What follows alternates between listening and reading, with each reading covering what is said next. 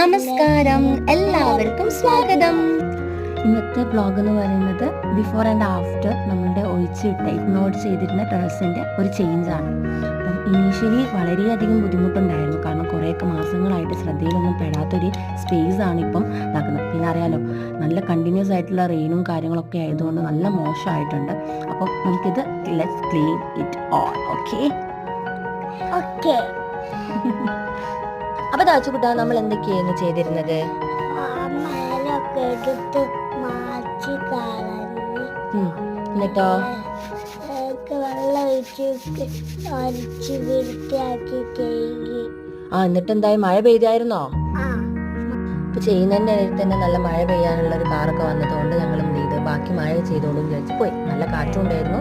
പിന്നെ ചെയ്തു വെച്ച വേസ്റ്റ് മുഴുവൻ താഴോട്ടിട്ടേ കൊണ്ട് അതും ക്ലീൻ ചെയ്യേണ്ടി വന്നു. അപ്പോൾ ആഫ്റ്ററും ബിഫോറും ഞാൻ അറ്റാച്ച് ചെയ്തിട്ടുണ്ട്. അപ്പം ബൈ.